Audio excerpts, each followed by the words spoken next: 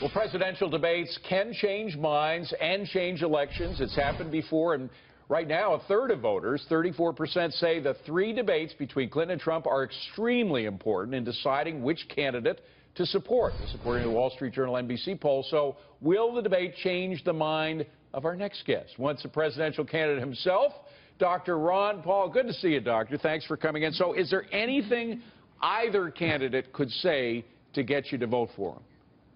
Well, I used to want to be open to maybe changing my mind, saying if they would change their position. I've given up on that. It's not going to happen. And that's because I just don't think that we're likely to change the status quo. I think what we have now is going to be endorsed by Republicans and Democrats. And I know it's a big fight, the differences, there's a lesser of two evils and all these things. But, you know, I think the spending will continue, the debt will continue, and you're still going to have a system of government and monetary policy where you monetize debt, and this sort of thing is going to continue. Isn't it possible? Look, there is a directionality that we got to consider. Are we going in the right direction or the wrong direction? Clearly now, with regard to all those things you mentioned, we're going in the wrong direction in terms of building up the debt, the size of government, government intrusion in business, et cetera. Isn't it important to at least stop that direction or at least slow it down? And doesn't one candidate do that more than the other? Maybe, hopefully. But if it comes to spending, I don't think so. You know, Trump wants to, remake the military. He wants to outbid Hillary on infrastructure. He wants to add money to the educational system.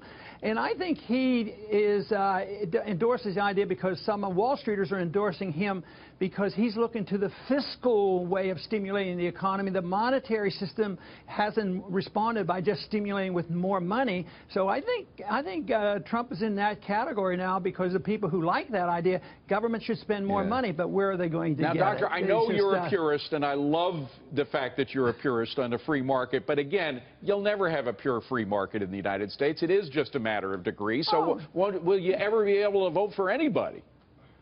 It'll be tough, but you do have a free market. When things deteriorate, there's there's the underground market. Well, that's it exists true. all the time. There's still a lot of it, and that is a free market, and it's not regulated. All right. Well, it's not they have that 40% of Italy's market is a free market, but that doesn't mean Italy's a strong economy. But let's talk about something we probably agree on, which is Wells Fargo.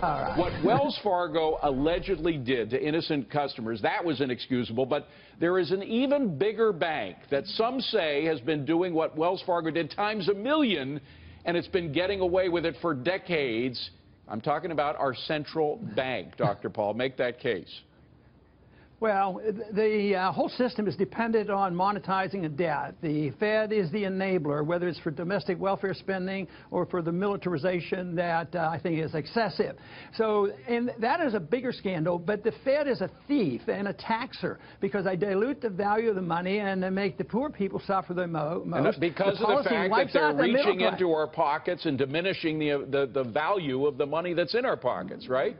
That's exactly, and it's sinister because nobody sees it, and they say, well, let's blame the rich, let's blame you if you happen to make a lot of profit, so they'll tax the rich, and they won't sort it out that some people get rich because of the monetary system, and they're in the banking system, or they get the military-industrial complex, and they get their contracts, so there's a big difference. And Dr. Paul, there is one candidate, and one candidate only, who has been talking about that. You know who I'm talking about. Oh, I can't remember that Donald Trump has been talking about the Fed and what they've been doing and criticizing it for a while. But that's a topic for another discussion. Dr. Paul, great to see you. Thanks for coming in again. Thank you, David. Appreciate it.